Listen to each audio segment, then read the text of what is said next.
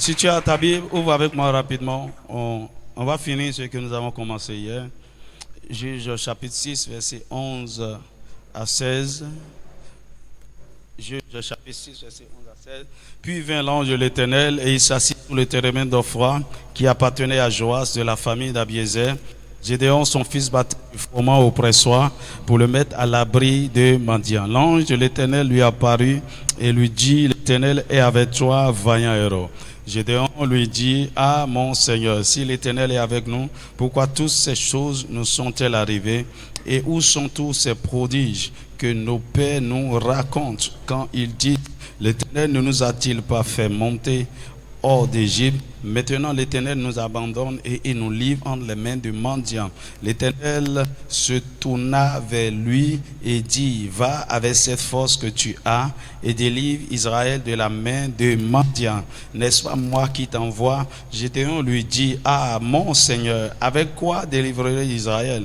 Voici, ma famille est la plus pauvre en Manassé et je suis le plus petit dans la maison de mon père. L'Éternel lui dit: mais je serai avec toi et tu battras Madian comme un seul homme. On va lire un texte complémentaire dans Exode chapitre 3, versets 11 à 12.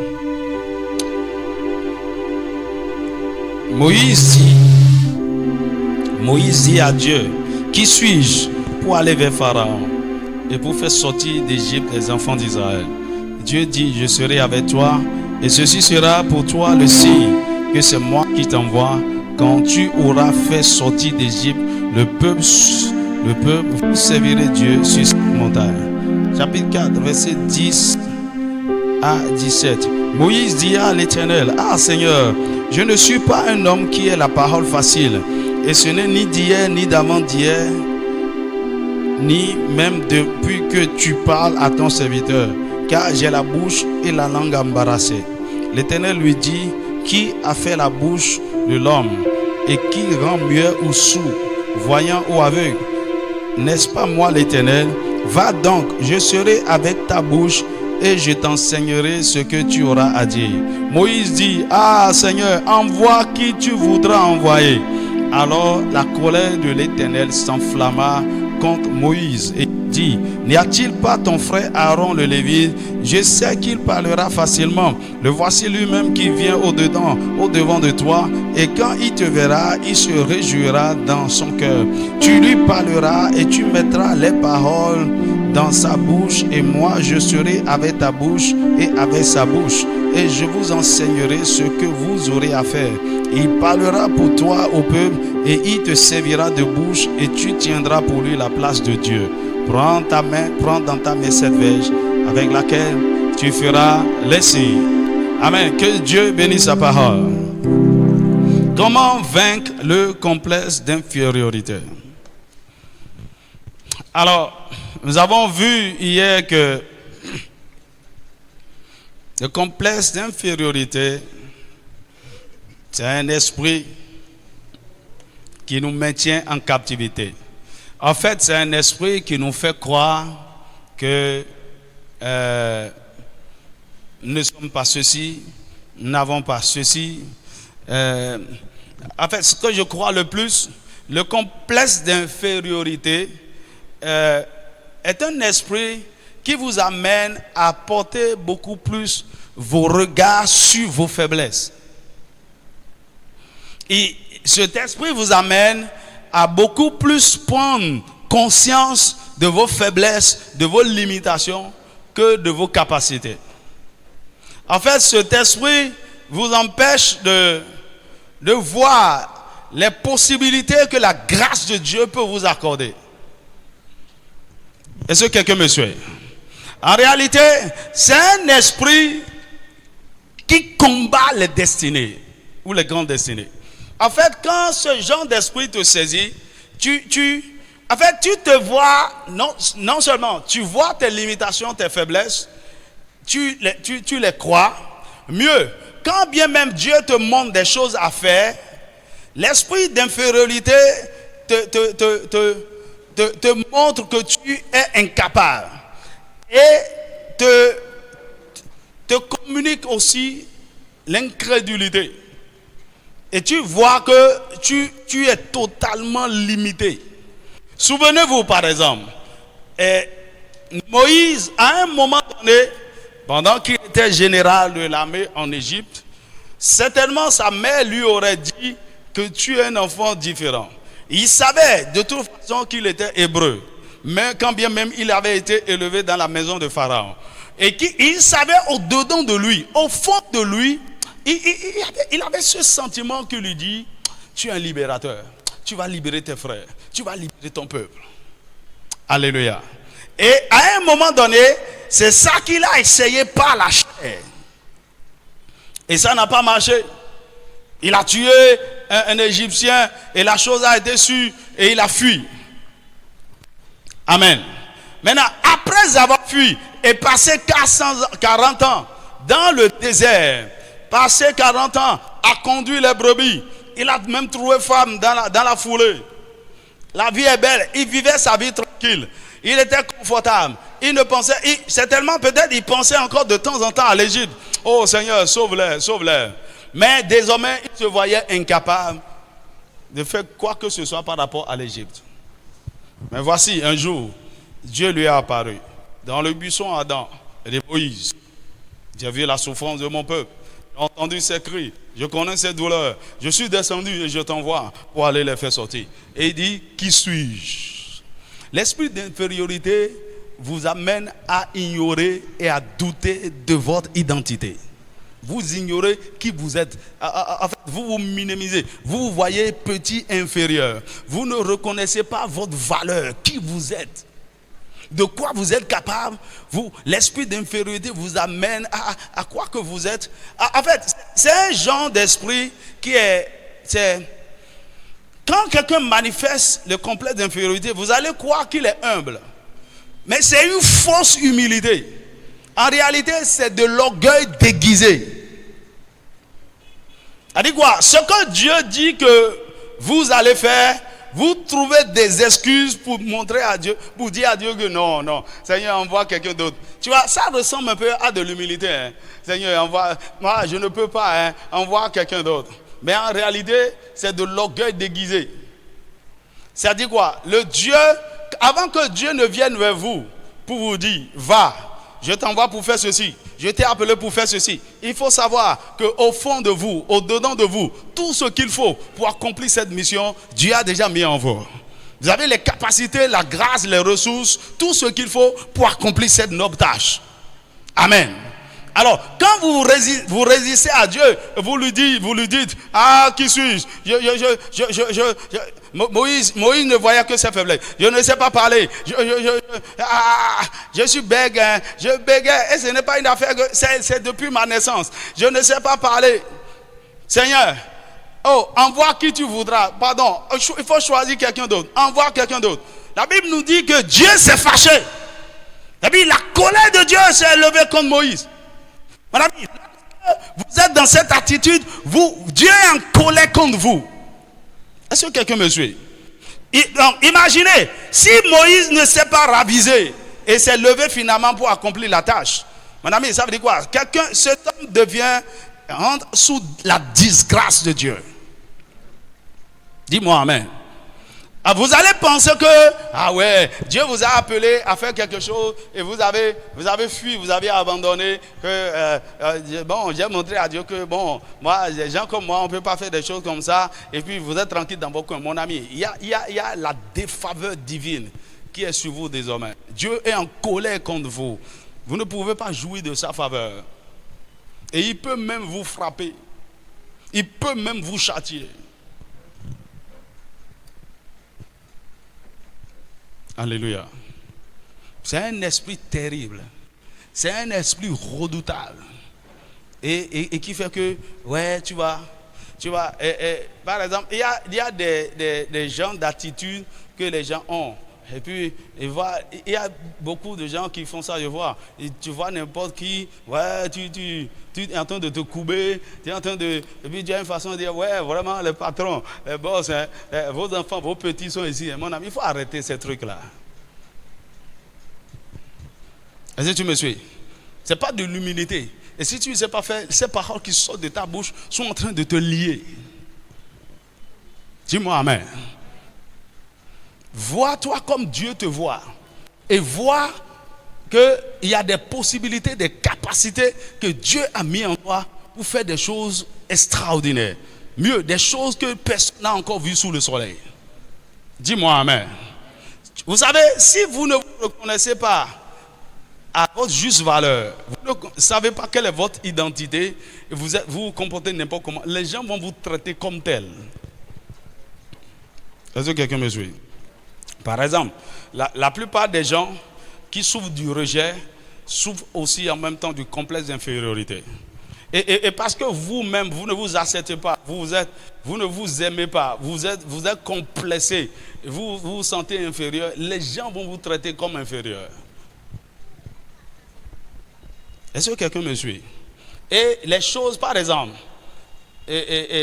lorsque il y a une femme qu'on a dit, on t'a trouvé une opportunité, il y a une famille riche, il veut faire une réception, tu vas gagner le marché. Et donc, elle est partie, et puis la maîtresse de maison lui dit, voilà, c'est un mariage, nous avons tel nombre d'invités, tu vas nous faire tel, quel est ton devis? Et la femme est revenue, dès qu'elle a dit son prix. Tu vois, c'est quelqu'un qui est pauvre. Écoutez, même si vous faites certaines choses et vous proposez certains prix, face à certains clients, vous devez savoir comment parler. Est-ce que je suis en train de parler à quelqu'un? En fait, dès qu'elle a donné son prix, la dame dit, sors de ma maison. Tu veux nourrir qui? Je t'ai dit nombre de trucs là, ce qu'on veut faire, et tu donnes ce montant-là. Hein? Tu veux nourrir qui? C'est trop petit. Et donc, c'est sur place, dans l'agitation, elle ajoute un chiffre. La dame dit, sors de ma maison. Dis-moi amen. Voici quelqu'un, on t'a donné un appel d'offres, et puis on te dit de proposer des prix. En fonction de ce que tu proposes, peut-être tu es consultant ou quoi, on regarde, on peut te d'éliminer. Celui-là ne connaît pas sa valeur. Par exemple, il y a un griffe tarifaire pour, lorsque vous êtes consultant local et vous êtes consultant international, vous devez vous mettre déjà dans une certaine classe. On vous paye combien par jour? C'est tel. Ok? Et voici, on vous propose chose là. Voici, on va vous héberger. Voici, il y a une suite, il y a une chambre présidentielle, il y a ceci. Tout ça là, vous ne savez pas qu'on veut vous tester. Hein? Alors, la mentalité, le pauvre, il va choisir ce qui est totalement en bas là. Je vous assure, on va vous traiter comme tel. C'est pas il faut reconnaître qui vous êtes. Hein. Il y a quelque chose qui s'est passé. Quand j'étais à Parakou, quand j'étais parti, je m'étais préparé pour prendre mon hôtel. Ok? Mais mon père qui m'a invité là-bas, il dit non, tu n'as pas, on va te réserver un hôtel, c'est nous qui t'invitons. Ok? Alors, il a demandé à un de ses collaborateurs de chercher l'hôtel. Et puis ils lui ont dit, ouais, ils ont trouvé mon hôtel, c'est bon, chambre climatisée et tout. Ouais. Maintenant, quand je suis arrivé la nuit, après 21h, autour de 21h, et le collaborateur en question est venu me chercher à la gare, et il m'a amené chez le pasteur. On est resté là, on a mangé, et puis il m'a dit, je n'ai même pas encore vu la chambre d'hôtel qu'on t'a réservée. Allons-y, on va voir ensemble. Et puis, quand j'arrive là, de l'extérieur, déjà j'ai dit non. Ça ne me ressemble pas. Vous savez, il y a deux choses. Ceux qui voyagent souvent avec moi quand on va en mission, c'est d'abord, par la sensibilité, vous devez capter l'environnement. Si l'environnement est favorable, ce n'est pas que c'est un hôtel beau et tout, non. Vous devez capter l'environnement. Et puis aussi, bon, c'est pas parce que nous sommes des missionnaires que, bon, voilà, on peut dormir n'importe où. Il y a des endroits que le Saint-Esprit ne visite même pas. Quand tu dors là, c'est le démon qui va t'oppresser. Dis-moi amen. Ok, donc on est arrivé, on m'a montré la chambre. J'ai regardé, j'ai dit, il n'y a pas une autre chambre. Ils m'ont amené dans une autre chambre. Et le monsieur dit, ah non, mais dans cette chambre-là, il n'y a pas de télé. Hein. Je vous avais dit une chambre avec télé. Et donc, il dit, ah, il y a télé dans cette chambre. On est venu. Il a dit, moi, je suis venu regarder télé.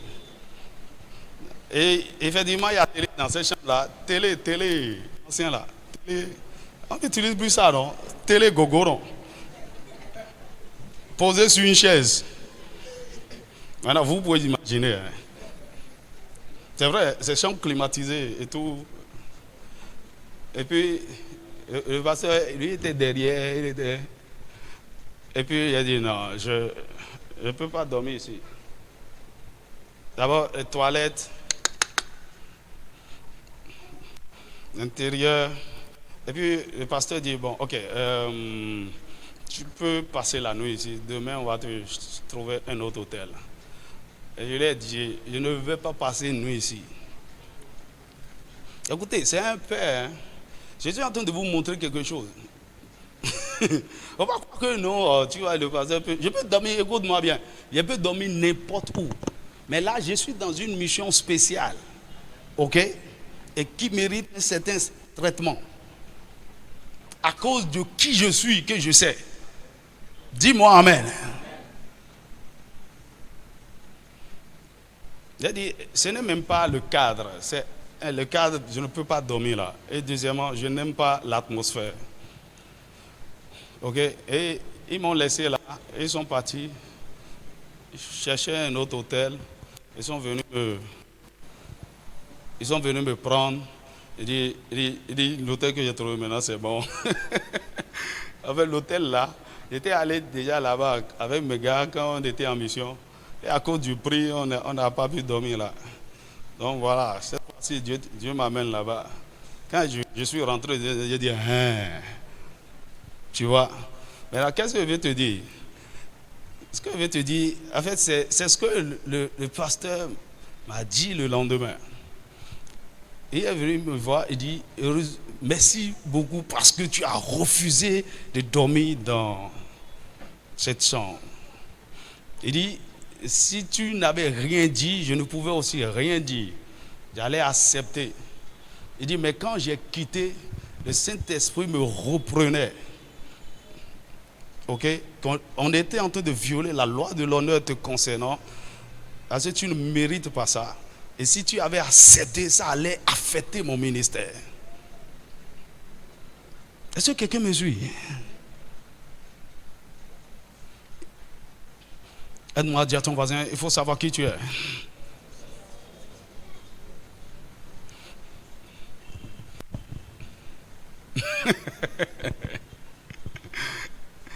Dis-moi Amen. Dis-moi un vrai Amen. Alors, faut pas présenter une fausse humilité du genre, ouais, tu sais, le Seigneur est fidèle, bon, non. Non. Faut pas être complexé. Il faut savoir qui tu es. Dis-moi Amen. Alors, comment vaincre le complexe d'infériorité? Alors, 6 ou 7 choses rapidement, on va prier. On ne va pas durer. Premièrement, il faut être régénéré. Il faut être régénéré. La régénération, ça fait penser à des changements de gènes ou bien la transformation. C'est le renouvellement. Vous savez, ce que nous sommes, ce que nous manifestons, c'est à cause du patrimoine génétique que nous avons, de l'héritage génétique que nous avons reçu de nos parents.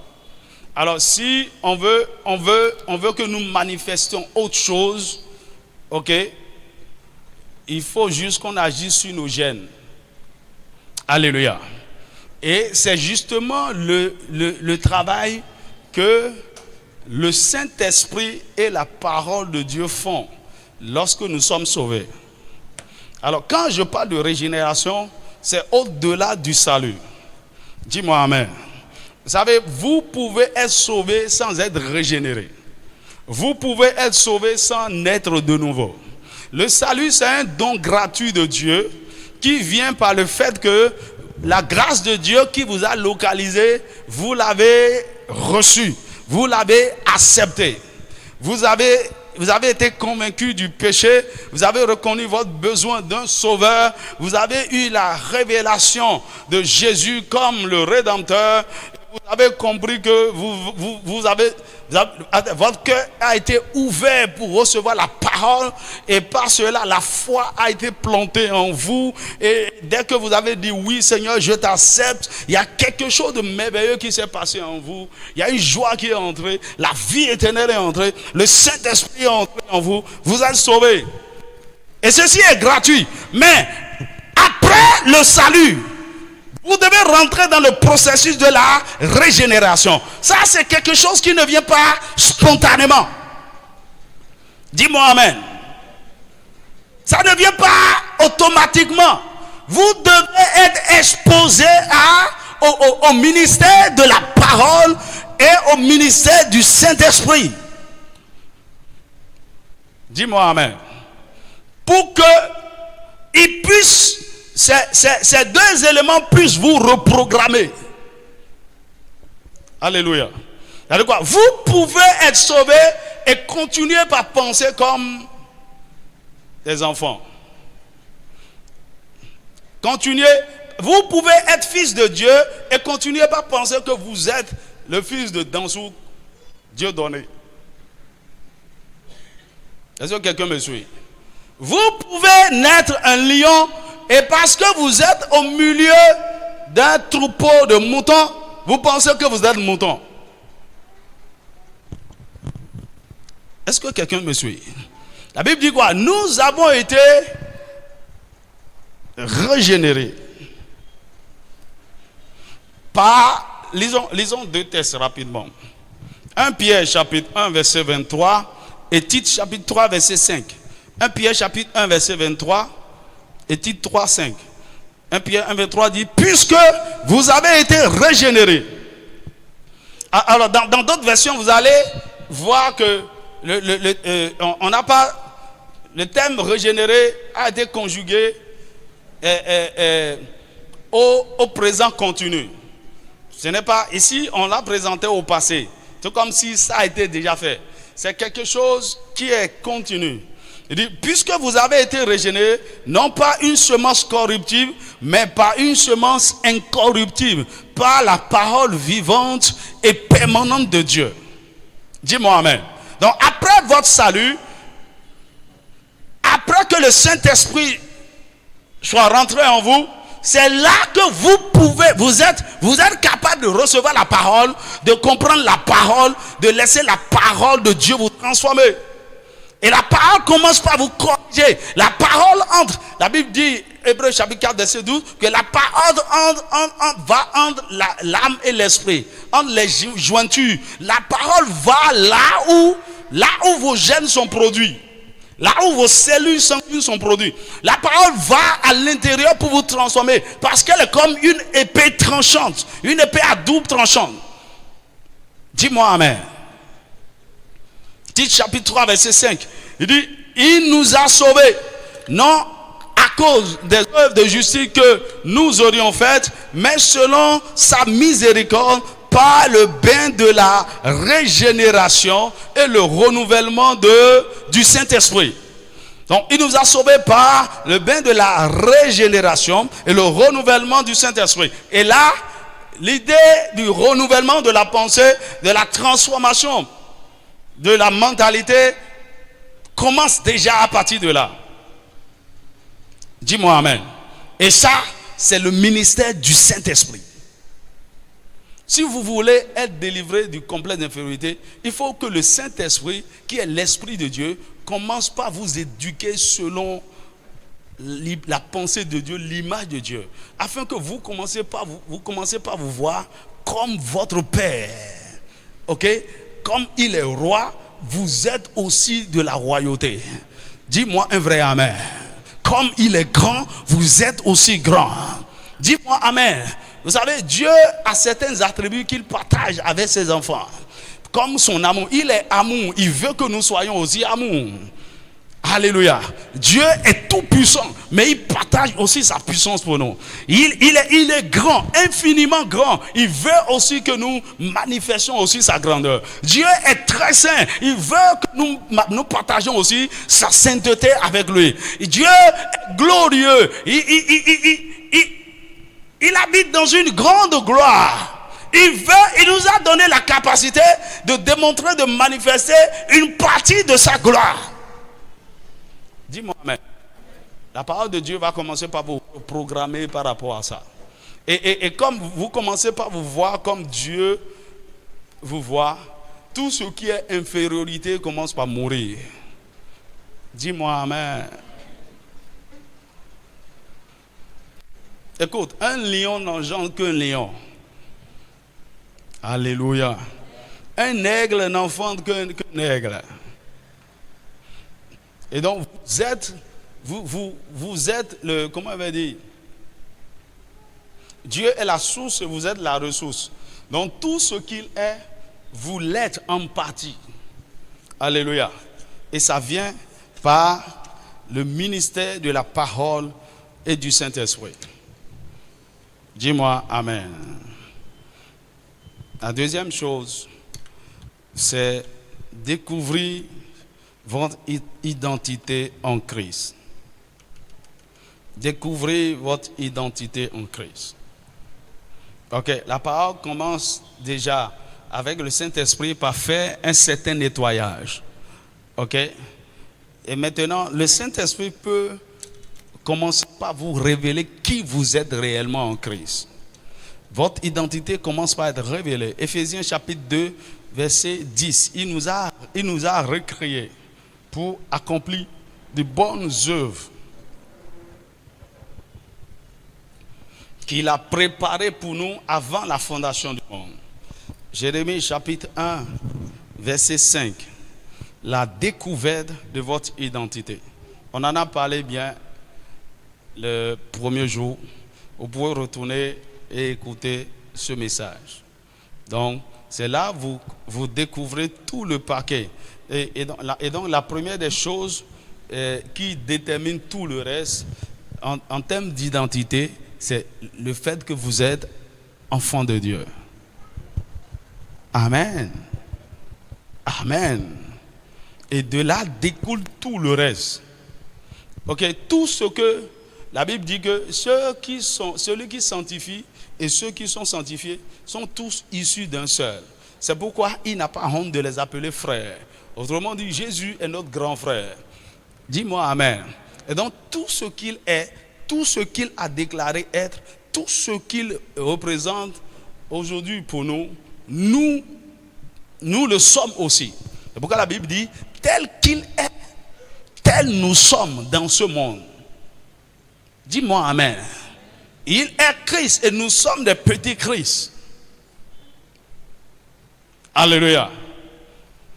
Alors Christ ne fait pas de... Il dit, les œuvres que j'ai faites, vous en ferez aussi, et même de plus grandes. Alléluia.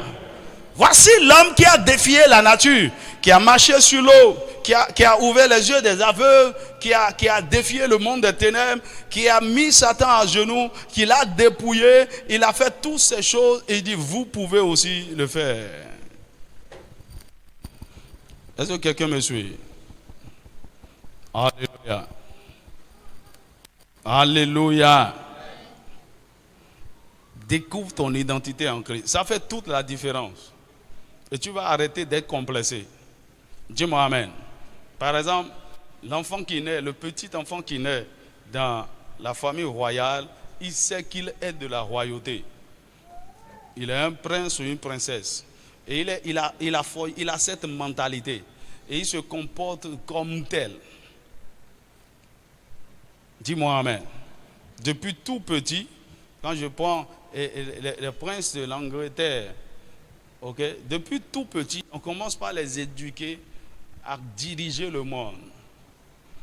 Bientôt, même si tu ne deviens pas roi, à cause de ton statut de prince, tu as une certaine autorité qui représente la royauté dans le monde. Et donc, ils sont éduqués d'une certaine manière depuis tout petit à cause de la connaissance de qui ils sont. Que le Saint-Esprit t'ouvre les yeux et qui te révèle pleinement. Comme je l'ai dit hier, la connaissance réelle de qui nous sommes vient par révélation. La troisième chose qu'il faut faire pour vaincre le complexe d'infériorité, c'est de grandir en Christ ou bien de mûrir en Christ. La maturité. Galates chapitre 4, verset 19, il dit, mes pauvres enfants Galates, pour qui je soupire, je traverse les douleurs de l'enfantement, pour que Christ soit formé en vous. Alors, lorsque nous sommes nés de nouveau, nous sommes bébés, et la volonté de Dieu n'est pas que nous restions bébés, c'est que nous devenions des fils. Et le processus qui nous amène à ce statut de fils est la maturité, ou pour être plus précis, la croissance spirituelle. Dis-moi amen. Donc, lorsque vous êtes enfant, quand bien même vous êtes héritier, vous n'êtes pas encore conscient et vous vous comportez comme un esclave, comme un serviteur. Par exemple, les enfants dans la maison, 2 ans, 3 ans, à la limite, ce sont les servants, les serviteurs qui les conduisent, qui les dirigent. Alléluia. Jusqu'à ce que l'enfant grandisse, il ne peut pas, il n'a même pas encore pris réellement conscience de qui il est et il ne peut pas assumer des responsabilités. C'est pourquoi lorsque nous venons au Seigneur, c'est dangereux de rester bébé spirituel. Dis-moi amen. Parce que les enfants sont inférieurs. Un adulte, peu importe, un adulte a la capacité de traumatiser, de manipuler, de terroriser un enfant. Même si c'est un futur roi. Est-ce que quelqu'un me suit?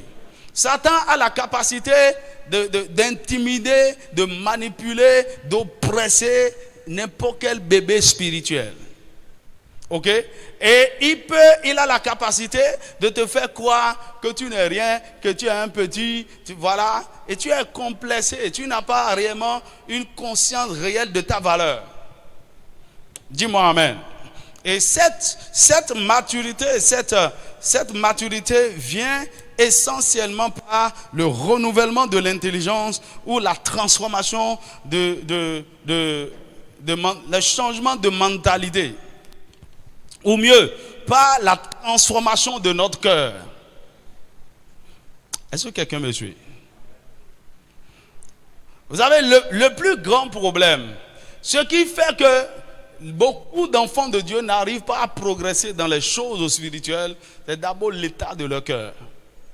Un cœur traumatisé, un cœur blessé, un cœur meurtri, un cœur rempli d'amertume, de rejet, de non-pardon. Quand bien même vous avez reçu le Seigneur et le Saint-Esprit entre en vous, cet état de cœur vous empêchera certainement de grandir dans les voies de Dieu. Est-ce que quelqu'un me suit?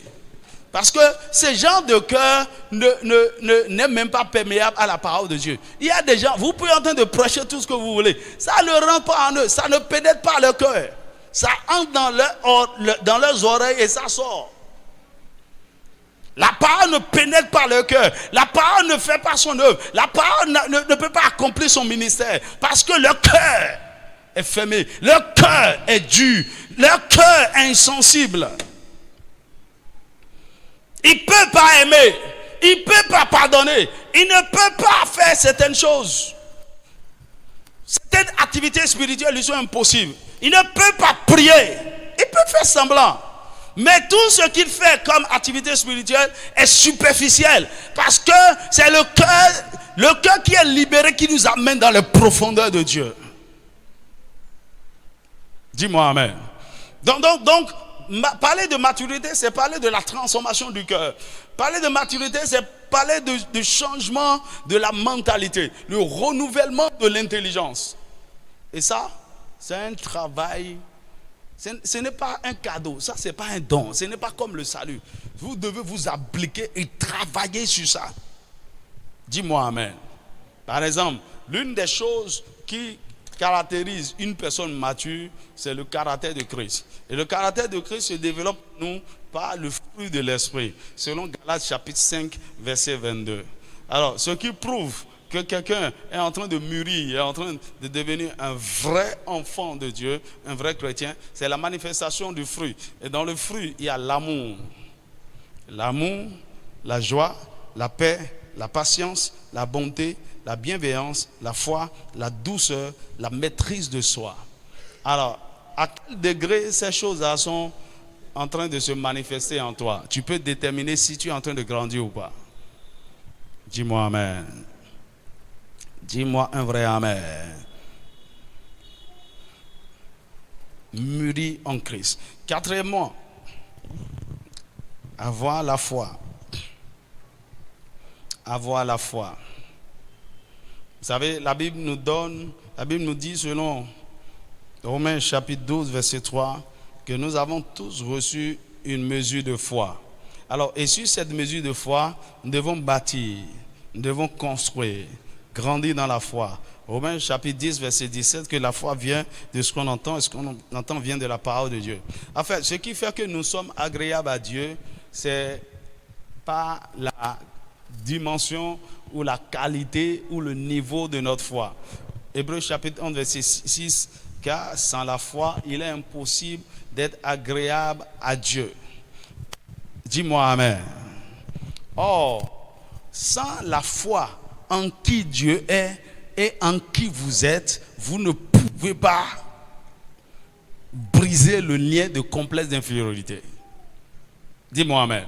Souvenez-vous, je vous ai dit, l'esprit d'infériorité vous amène à croire que vous êtes inférieur. Vous amène à croire en vos faiblesses, en vos incapacités, plutôt qu'en la capacité, en la grâce de Dieu agissant en vous. Maintenant, vous arrivez comment on va dire, à assujettir cette incrédulité parce que vous êtes en train de grandir dans la foi. Dis-moi amen. Juge chapitre 6, verset 14. Il dit, l'Éternel se tourna vers lui et dit, va avec cette force que tu as. Il dit quoi? Crois à la capacité de Dieu en toi et va. Et délivre Israël de la main de Madian. Dis-moi amen. Et pour lui donner un peu d'assurance, l'Éternel lui dit, mais je serai avec toi et tu battras Madian. L'une des choses que la foi nous amène, ou bien l'une des choses qui nous amène à bâtir, à développer une grande foi, c'est la conscience de la présence de Dieu avec nous dans tout ce que nous sommes en train de faire. Dis-moi amen.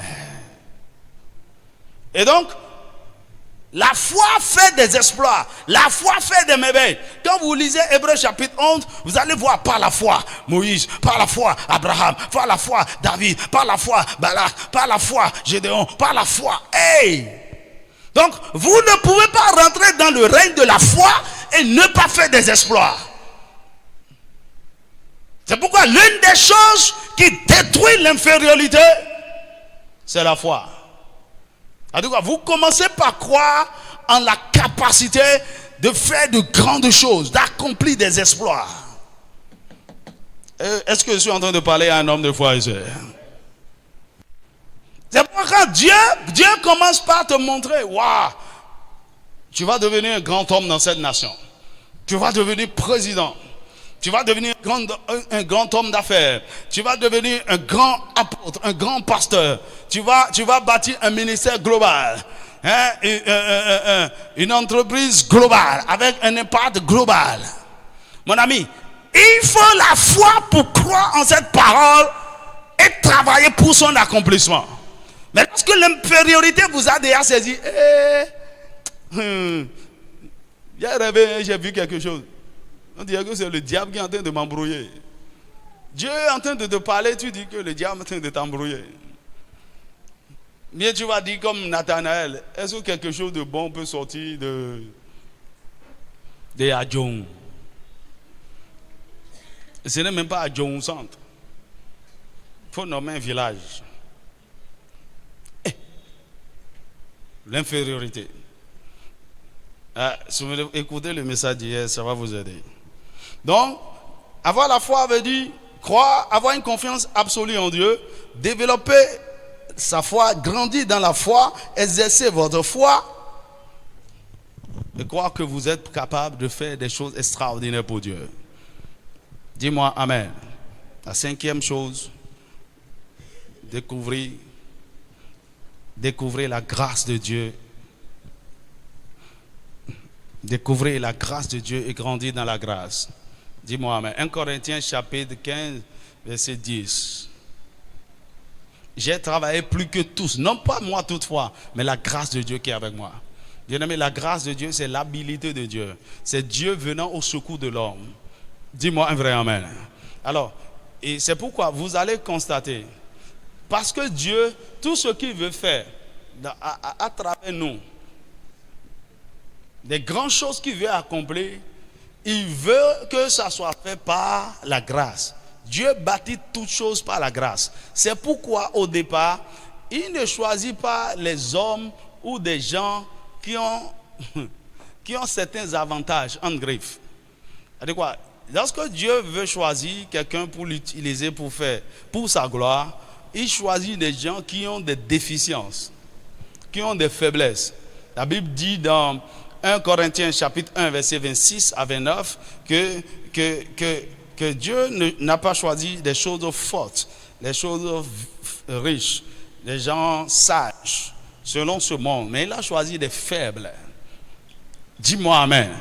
C'est pourquoi quand Jésus est venu, il voulait choisir ses disciples qui vont bouleverser le monde pour lui. Il n'est pas allé dans l'académie des scientifiques ou bien le collège de formation des scribes à Jérusalem. Non. Non. Il n'est pas allé chercher les cadres, les technocrates. Non. Il est allé chercher les hommes simples du peuple. La plupart d'entre eux, des pécheurs, sans aucune instruction. C'est vrai, il avait besoin de certaines personnes qui maîtrisent un peu l'argent. Donc il a pris Matthieu dedans. Quand bien même Matthieu n'était pas le trésorier. Mais c'était des gens du peuple. Au point où quand Dieu a commencé par les utiliser, les gens disent, mais c'est des gens de la Galilée, sans instruction. La Bible dit, mais ils les ont reconnus comme des gens qui avaient été avec Jésus. La grâce les a portés. Dis-moi Amen. Et si quelqu'un est trop qualifié, a certains avantages selon le monde, il est diplômé, il a l'argent, il a l'influence, il a ceci. Avant que Dieu n'utilise, Dieu va te dépouiller d'abord. Est-ce que quelqu'un me suit? Il va te dépouiller, il va te briser. C'est pourquoi il a pris Moïse, il a fait sortir de l'opulence, de la gloire, de la richesse de l'Égypte et il l'a envoyé dans le désert. Pendant 40 ans, il a dépouillé. Cet homme est devenu humble. Maintenant, Dieu peut l'utiliser. C'est-à-dire quoi? La grâce. Écoutez, si vous êtes fort, vous n'avez pas besoin de la grâce de Dieu. Si vous êtes capable, vous êtes puissant, vous êtes influent, vous avez les moyens, vous avez les connexions, vous êtes issu d'une famille riche, vous avez... mon ami, vous n'avez pas besoin de la grâce de Dieu. Mais quand vous venez avec votre faiblesse, vous venez avec votre bégaiement, vous venez avec votre CEP, vous venez avec je ne sais pas, avec certificat de femmes divorcées avec 3 enfants. Des gens qui ont des faiblesses selon le monde, limitées, qui sont disqualifiés selon le monde. La grâce de Dieu peut les porter pour accomplir de grandes choses. C'est pourquoi Moïse il avait une faiblesse, le bégaiement. Mais Dieu ne regarde pas ça. Alléluia. Dis-moi un vrai amen. Que la grâce de Dieu te localise. Croire, il faut découvrir, avoir la révélation de la grâce, saisir la grâce, grandir dans la grâce, multiplier la grâce de Dieu qui est sur toi et tu vas faire des merveilles pour Dieu dans le nom de Jésus. Dis-moi un vrai amen. Alors, la 6e chose, avoir une vision. Madame, ce qui change votre perception de vous-même, c'est la vision. C'est-à-dire, c'est la révélation du but de Dieu pour votre vie. Et ce que Dieu veut faire avec vous, si vous révélez cela, c'est quelque chose qui est toujours grand, puissant, qui dépasse vos capacités et vos limites. Quelque chose qui est inimaginable. Comment Dieu peut penser que je rêve ou bien quoi? Oui, c'est comme ça que Dieu fonctionne. Alors il pouvait dire à Moïse, j'ai vu la souffrance de mon peuple, je suis venu te chercher pour que tu ailles délivrer Israël. Quelque chose de terrible qui vous dépasse. Moi? Oui, toi. Maintenant, à partir d'aujourd'hui, lorsque Dieu va te parler, lorsque le Saint-Esprit va te visiter, va te révéler certaines choses, il ne faut plus dire moi. Seigneur, va chercher quelqu'un d'autre. Mon ami, non, non, non. La Bible nous a déjà enseigné, on ne fait pas ça. Tu vas faire comme Marie, qui me soit fait selon ta parole. Je crois. Il ne faut pas avoir l'incrédulité de Zacharie, sinon on va te frapper de surdité, de mutisme. Tu vas devenir muet. Alors tout ce que le Seigneur te dit, même si ça te dépasse et tu ne comprends pas, peut-être il y a des personnes matures autour de toi, tu peux partager avec eux. Et la vision. Écoutez, l'une des choses qui transforme la vie d'un homme et qui l'amène de nulle part vers quelqu'un, c'est la vision. Parce que dans le processus où vous êtes en train de vous préparer pour accomplir la vision, il y a beaucoup de choses qui changent autour de vous. La vision vous transforme. Souvenez-vous, ce que Dieu vous a montré aujourd'hui là, vous n'êtes pas encore vraiment la personne qu'il faut pour l'accomplir. Mais quand vous y croyez et vous vous engagez dans l'accomplissement, le Saint-Esprit va commencer par vous conduire dans une école, à travers une école. Et à la fin, vous allez devenir une autre personne. Dis-moi amen. La vision vous transforme.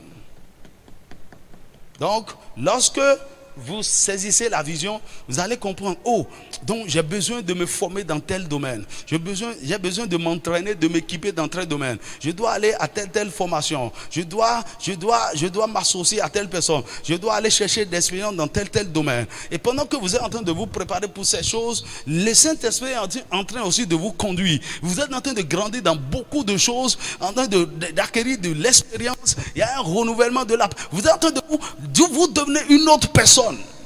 L'infériorité commence par mourir à cause du fait que vous avez saisi la vision. Et parce que vous avez saisi la vision, la meilleure façon de commencer par rentrer dans les pas de ceux qui accomplissent de grandes choses, c'est de chercher les références. Alors, toutes les fois que Dieu vous dit, je vais faire ceci, de toi, il faut savoir ceci. Il y a de nouveau sous le soleil. Ce que Dieu veut faire avec vous, il a déjà fait ou il est en train de faire avec des gens.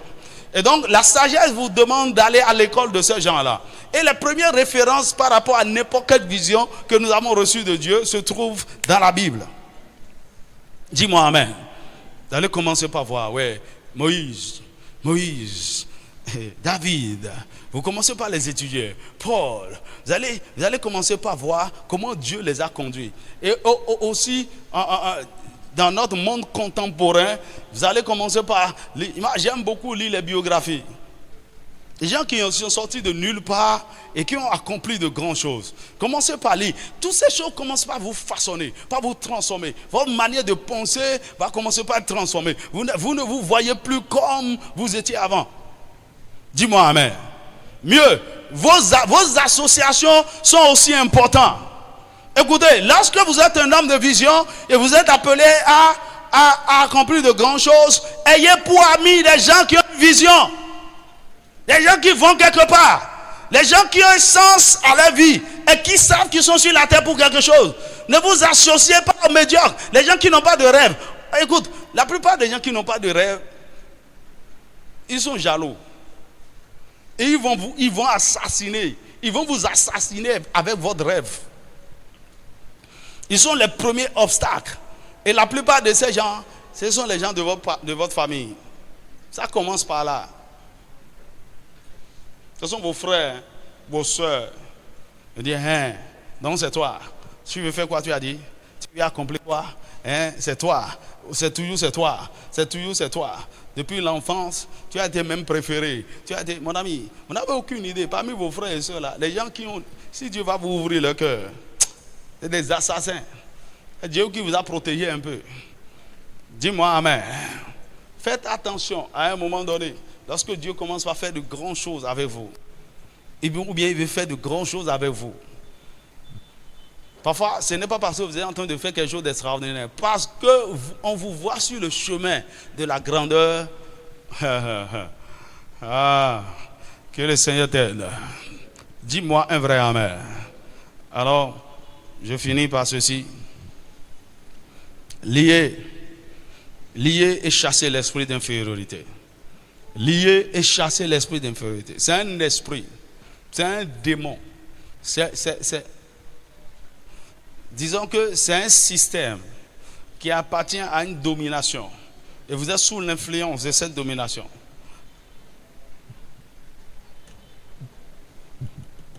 Dis-moi amen.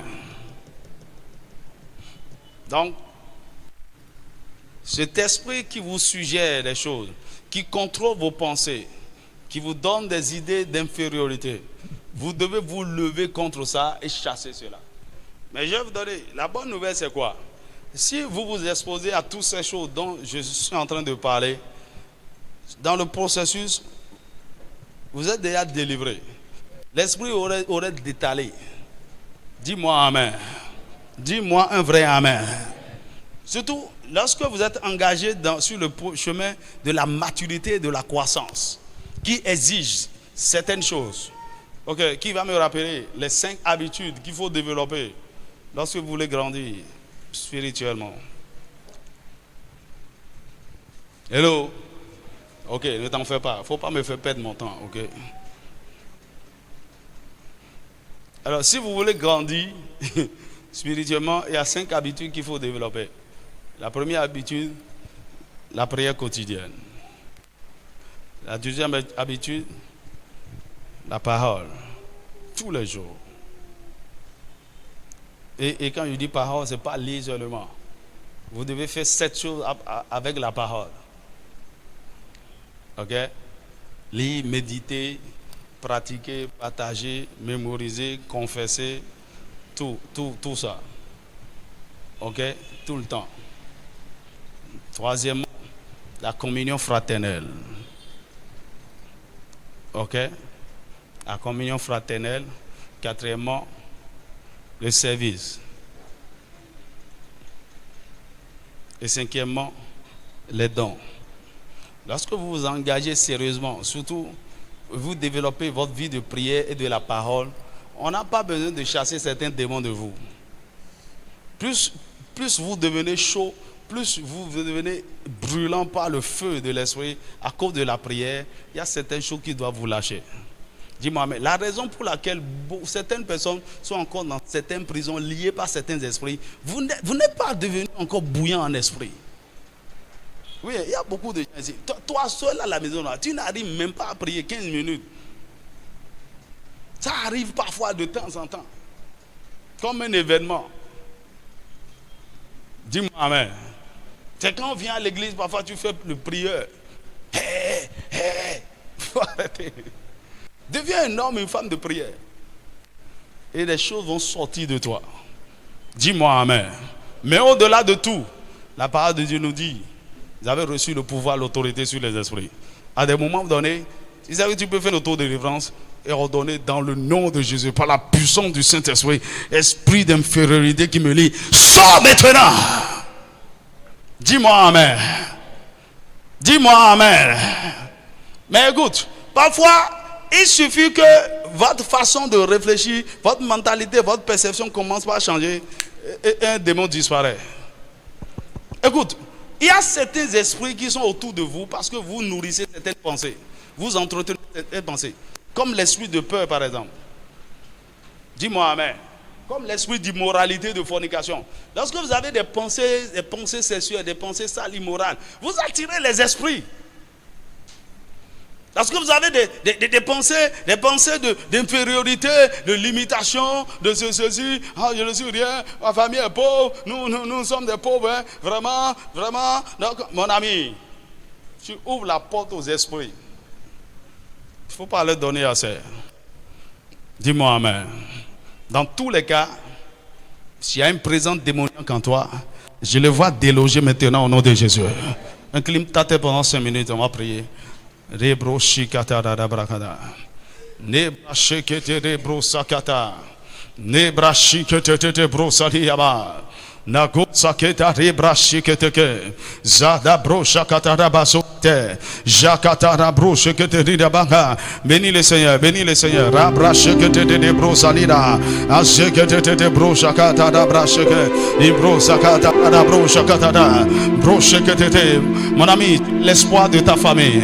Remache que te bro sakidaba. Rebroche que te bakata. Makashakata. Tu es un instrument, un chef-d'œuvre entre les mains de Dieu. Le ciel t'a mis à part. Avant la fondation du monde, tu as été prédestiné pour cette génération, pour cette saison. Au nom de Jésus, Makata rabroche que te dit bro sakata. Tu es l'intercesseur dont ta famille a besoin, dont cette nation a besoin, dont cette génération a besoin. Marche que de bro sakata, remakata kata. Tout esprit qui te maintient en captivité, en limitation, remakashakata, remasse que te bas. Tout lien, toute prison d'infériorité est en train d'être brisé maintenant dans le nom de Jésus. Ramache que te dit bro saha, yama ce que te dit bro salia, adibro shaketa, asiketo bradi sataba, et bro shikete te tuba, adebra shikata naba, anibro shaketa libro sake, alibo shakete, animare brasaka, ashakataka, emlaka shakete, animo sakatakataka, anamakata.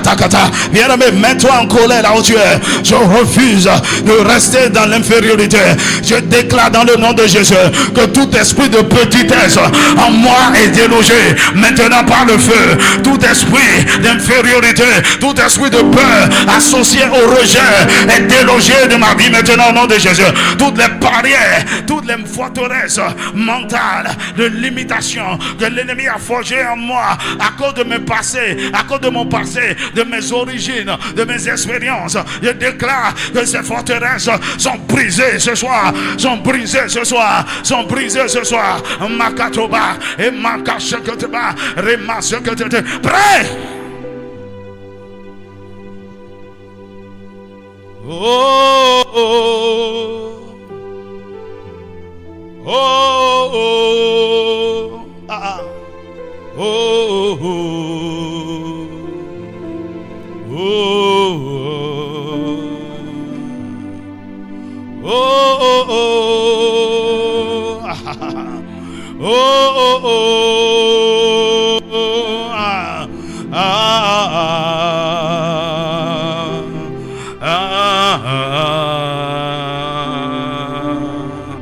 oui, oura, Yane, Adonai, oui, Renoha, Adonai, Adonai, Adonai, oui, Renoha, Adonai. Crie à Dieu là où tu es. Adonai, Adonai. Écoute-moi. Le fait que tu sois issu de cette famille pauvre n'est pas